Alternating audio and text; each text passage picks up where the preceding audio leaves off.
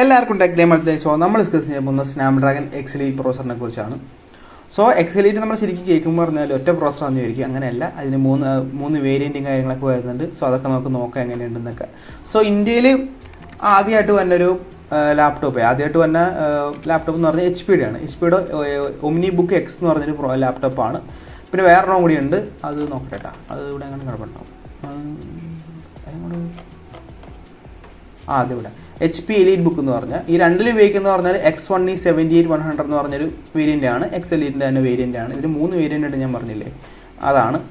So ഇതിൻ്റെ സ്പെക്കൊക്കെ ഇവിടെ ഉണ്ട്. HP ഒമിനി ബുക്ക് എക്സിൻ്റെ 14 ഇഞ്ച് ഡിസ്പ്ലേ ആണ്, 2.2K ടച്ച് സ്ക്രീനാണ്, IPS ഡിസ്പ്ലേക്കാണ് വരുന്നത്.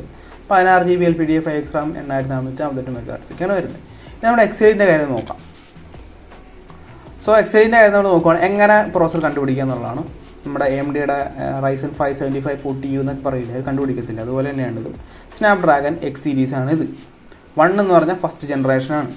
E എന്ന് പറഞ്ഞാൽ എക്സ് ഇലീറ്റ് ആണോ അല്ലെങ്കിൽ പ്ലസ് ആണോ നമുക്ക് അറിയാൻ പറ്റും. ഇവിടെ 84 എന്ന് ഞാൻ പറഞ്ഞില്ലേ, 3 വേരിയൻറ്റ് വരുന്നുണ്ട്, 78, 80, 84. അതിൽ 84 ആണ് ഏറ്റവും പവർഫുൾ മോഡലിൻ്റെ കാര്യമാണ് ഈ പറഞ്ഞത്.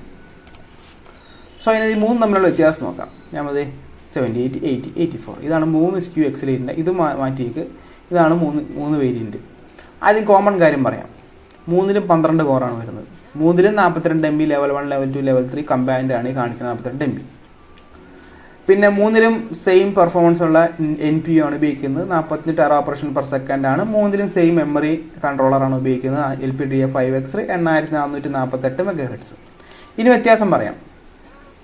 78ലും 80ലും സെയിം മൾട്ടി കോർ ബൂസ്റ്റ് ആണ്. മീൻസ് ഫുൾ കോർ ബൂസ്റ്റ് ചെയ്യുമ്പോൾ അല്ലെങ്കിൽ multi threading performance, multi threading കാര്യം ഉപയോഗിക്കുമ്പോൾ മൾട്ടി കോർ എന്ന് പറയുമ്പോൾ 3.4 GHz ആണ് maximum. All core frequency 3.4 GHz. അതേസമയം നമ്മുടെ 84 വേരിയൻറ്റ് 3.8 GHz ആണ്. So 400 MHz extra clock speed വരുന്നതുകൊണ്ട് തന്നെ മൾട്ടി ത്രെഡിങ് പെർഫോമൻസ് ബെറ്റർ ആയിരിക്കും 84-ന്. അതേസമയം ഡുവൽ കോർ ബൂസ്റ്റ്, ഇത് ബൂസ്റ്റ് ക്ലോക്ക് ഞാൻ പറഞ്ഞ പോലെ അതായത് എല്ലാ പ്രോസറിനും ബേസ് ക്ലോക്കും ഉണ്ടാവും, ബൂസ്റ്റ് ക്ലോക്കും ഉണ്ടാവും. സോ ബൂസ്റ്റ് ക്ലോക്കിൻ്റെ കാര്യം പറയുകയാണെങ്കിൽ X1E 78-ന് ബൂസ്റ്റ് ക്ലോക്ക് ഇല്ല. 3.4 GHz ആണ് റൺ ചെയ്യുന്നത്. അതേസമയം 80ലും 84ലും ബൂസ്റ്റ് ക്ലോക്ക് ഉണ്ട്. 80ലാണെങ്കിൽ 4 GHz വരെയും ബൂസ്റ്റ് ആവും, 2 കോർ. 84 ആണ് 2 കോർ 4.2 GHz ബൂസ്റ്റ് ആവും. So better single core performance കിട്ടും. അതേസമയം GPU യുടെ കാര്യം പറയുകയാണെങ്കിൽ 78ലും 80ലും സെയിം GPU ആണ്. 3.8 ടെറാഫ്ലോപ്സ് പെർഫോം ചെയ്യുന്ന X1 സെയിം GPU ആണ് വരുന്നത്. അതേസമയം 84ൽ 4.6 ടെറാഫ്ലോപ്സ് പെർഫോം ചെയ്യുന്ന GPU ആണ്. സോ ഇതാണ് 3 തമ്മിലുള്ള ഡിഫറൻസ്, മെയിൻ ഡിഫറൻസ്. പിന്നെ ഇതെല്ലാത്തിലും Wi-Fi 7 സപ്പോർട്ട് ഉണ്ട്, PCI 4.0 സപ്പോർട്ട് വരുന്നുണ്ട്, UFS 4.0 സപ്പോർട്ട് വരുന്നുണ്ട്, Bluetooth 5.4 സപ്പോർട്ടും വരുന്നുണ്ട്. PCI 4.0 സപ്പോർട്ട് വന്നുകൊണ്ട് തന്നെ വേണമെങ്കിൽ ഒരു എക്സ്റ്റേണൽ GPU വേണേൽ കണക്ട് ചെയ്യാം. ഒരിപ്പോൾ ലാപ്ടോപ്പിൽ ഇപ്പോൾ എന്തെങ്കിലും SUSO MSIയോ വിചാരിക്കുവാണ് ഇതിൻ്റെ കൂടെ ഒരു RTX 4060 മൊബൈൽ കണക്ട് ചെയ്താൽ എന്താണെന്ന് വിചാരിക്കുവാണെങ്കിൽ കണക്ട് ചെയ്യാം. കാരണം അതിനുള്ള ഓപ്ഷൻ ഉണ്ട്, PCI 4.0 സപ്പോർട്ട് ഉണ്ട്. ഇത് ശരിക്കും പറഞ്ഞാൽ മൈക്രോസോഫ്റ്റും സ്നാപ്ഡ്രാഗണും ഒരു ഗെയിമിംഗ് പ്രോസസർ ആണെന്നൊക്കെയാണ് പറയുന്നത്. പക്ഷേ ഇതിൻ്റെ പ്യുവർ IGP പെർഫോമൻസ് 4.6 ടെറാഫ്ലോപ്സ് വെച്ച് നോക്കുമ്പോൾ വലിയ ഗെയിമിംഗ് പെർഫോമൻസ് ഒന്നും പ്രതീക്ഷിക്കേണ്ട.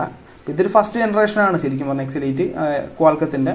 സോ അതുകൊണ്ട് തന്നെ വലിയ പ്രതീക്ഷയൊന്നും വേണ്ട. പിന്നെ ആപ്ലിക്കേഷനൊക്കെ ഒരു എമുലേഷൻ പോലെയാണ്. ആപ്ലിക്കേഷനൊക്കെ ഒന്ന് എന്താ പറയുക, ഒപ്റ്റിമൈസ് ആയിട്ട് വന്നാലാണ് ഇതിൻ്റെ ഫുൾ പെർഫോമൻസ് നമുക്ക് കിട്ടത്തുള്ളൂ. ഇതെന്ന് പറഞ്ഞാൽ ഇനിയിപ്പോൾ കുറച്ച് കഴിയുമ്പോൾ എല്ലാ ആപ്ലിക്കേഷനും പിന്നെ അപ്ഡേറ്റ് ആയിട്ട് വരും. ഇനി പെർഫോമൻസ് കൂടത്തേ ഉള്ളൂ. കുറച്ച് ആളുകൾ വരുമ്പോൾ തന്നെ പോയി പെർഫോമൻസ് കൂടത്തേ ഉള്ളൂ. ഇതൊരു ഫസ്റ്റ് ജനറേഷൻ പ്രൊഡക്റ്റ് ആയതുകൊണ്ട് ശരിക്കും പറഞ്ഞാൽ സെക്കൻഡ് ജനറേഷൻ പ്രൊഡക്റ്റ് അല്ലെങ്കിൽ തേർഡ് ജനറേഷൻ പ്രൊഡക്റ്റ് എടുക്കാനായിരിക്കും ഒരു ആപ്റ്റ്. കാരണം ഫസ്റ്റ് ജനറേഷൻ പ്രൊഡക്റ്റിന് എല്ലായ്പ്പോഴും എന്തെങ്കിലും പ്രശ്നങ്ങളും കാര്യങ്ങളും കാണും. ഒരു സെക്കൻഡ് ജനറേഷൻ തേർഡ് ജനറേഷനൊക്കെ ആയിട്ട് വരുമ്പോഴാണ് അതിൻ്റെ ഒരു എന്താ പറയുക കുറവുകളും കുറവുകളൊക്കെ ഒന്ന് നികത്തി വരത്തുള്ളൂ. ഇപ്പം ഇതിൻ്റെ ഒരു കുറവൊന്ന് ഞാൻ കാണുന്നതെന്ന് പറഞ്ഞാൽ ഒന്ന് GPU ആണ്. GPU അത്രയ്ക്ക് പെർഫോമൻസ് ഉള്ളൊരു പ്രോസസർ അല്ല അത്. സോ നമ്മളിപ്പോൾ ഈ ഗിഗ് ബെഞ്ച് കാര്യം നോക്കുവാണെങ്കിൽ ഇപ്പോൾ എക്സ് എലീറ്റ് 78ൻ്റെ Geekbench single core score 2429 ആണ്, 80ൻ്റെ 2785 ആണ്, 84ൻ്റെ 2936 ആണ്. മൾട്ടി നോക്കുവാണെങ്കിൽ 84ൻ്റെ 14079, 80യുടെ 13970, 84ൻ്റെ 15440. സോ ഏറ്റവും പവർഫുൾ ആയിട്ടുള്ള ഇതാണ്. M3 ആയിട്ട് നമ്മൾ നോക്കുവാണെങ്കിൽ M3ക്ക് obviously single core performance better ആണ്, സ്കോർ ബെറ്റർ ആണ്. മൾട്ടി നോക്കുമ്പോൾ ബെറ്റർ നമുക്ക് എക്സ് എലീറ്റ് തന്നെയാണ് വരുന്നത്. M3 Pro ആണെങ്കിൽ സിംഗിൾ ബെറ്റർ ആണ് ഒബിയസ്ലി. മൾട്ടി വെച്ച് നോക്കുമ്പോൾ എക്സൈൻ്റെ 84 വെച്ച് കമ്പയർ ചെയ്യുകയാണെങ്കിൽ ഓൾമോസ്റ്റ് സിമിലർ തന്നെയാണ്. സോ ഫസ്റ്റ് ജനറേഷൻ തന്നെ M3യുടെ അത്ര തന്നെ എത്തുന്നുണ്ട്, അല്ലെ M3 പ്രോയുടെ അത്ര തന്നെ നമുക്ക് കിട്ടുന്നുണ്ട് പെർഫോമൻസ്. GPU ആണ് ഒരു weak point. Second generation third generation ആയിട്ട് എന്തായാലും ഒരു ഉറപ്പായിട്ട് മാറ്റും. സോ ഇത് നമുക്കൊരു ഗുണമുള്ള കാര്യമാണ്. നമുക്ക് PC യൂസേഴ്സിന് ശരിക്കും ഒരു ഗുണമുള്ള കാര്യമാണ്. PCയുടെ ഒരു എന്താ പറയുക, വിൻഡോസ് PCയുടെ ഒരു എന്താ പറയുക മുഖച്ഛായ തന്നെ മാറ്റിക്കളയും. വിൻഡോസ് PC നമുക്കറിയാം അത്രയ്ക്ക് പേര് കേട്ടൊന്നും അല്ല ബാറ്ററി ലൈഫിൻ്റെ കാര്യത്തിലൊക്കെ.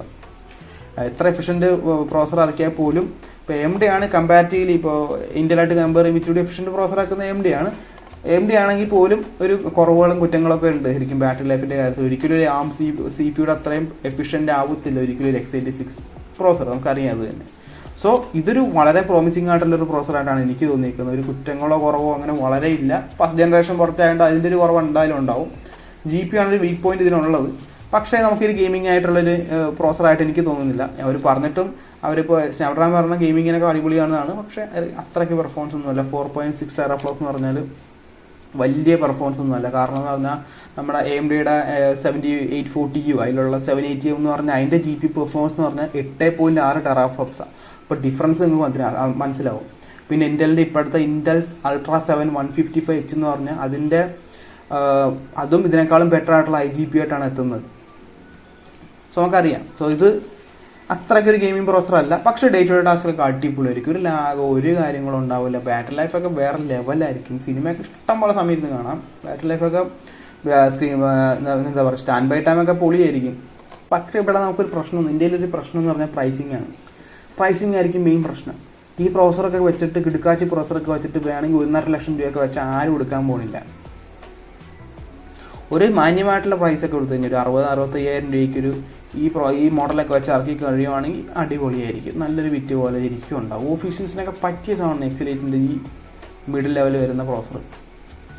ഇത് വേണമെങ്കിൽ ഹാൻഡ് ഹെൽഡിലൊക്കെ വെച്ച് അടിപൊളിയായിരിക്കില്ല മൂന്നാമതിരിക്കണതൊക്കെ. ഇത് തന്നെ ഇച്ചിരി കൂടി ഒരു പവർഫുൾ ആയിട്ടുള്ള ഒരു പിന്നെ ലാപ്ടോപ്പിലൊക്കെ വെക്കാൻ പറ്റിയ പ്രോസറാണ് 8400. പിന്നെ TDP കൺഫിഗറബിൾ ആണ്. 45 വാട്ട് വരെയും പോകും. അതിപ്പോൾ വെൻഡർ അനുസരിച്ച് മാറ്റിക്കൊണ്ടിരിക്കും. ഇപ്പോൾ HP 28 വാട്ടോ അല്ല, ഇപ്പോൾ MSI 30 വാട്ടൊക്കെ വെക്കാം. അങ്ങനെ കൺഫിഗറബിൾ ആണ്. എല്ലാ പ്രോസറുകളും എല്ലാ ലാപ്ടോപ്പിൻ്റെ പോലെ കൺഫിഗറബിൾ ആണ്. സോ നിങ്ങൾ താഴെ കമൻറ്റ് ചെയ്യുക, നിങ്ങൾ ഈ പ്രോസറിന് വേണ്ടി വെയിറ്റ് ചെയ്യുന്നുണ്ടോ, അല്ലെങ്കിൽ നിങ്ങൾ ഈ പ്രോസർ വെച്ചിട്ടുള്ള ലാപ്ടോപ്പിന് വേണ്ടി വെയിറ്റ് ചെയ്യുന്നുണ്ടോ എന്നൊക്കെ താഴെ കമൻറ്റ് ചെയ്യുക. സോ ഗൈസ്, അപ്പോൾ ഇന്നത്തെ വീഡിയോ ഇത്രയുള്ള. ഇന്നത്തെ വീഡിയോ ഇഷ്ടപ്പെട്ടാൽ ലൈക്ക് ചെയ്യുക, സബ്സ്ക്രൈബ് ചെയ്യുക, hit the bell icon feature നോക്കി നെക്സ്റ്റ് വീഡിയോ കാണാം.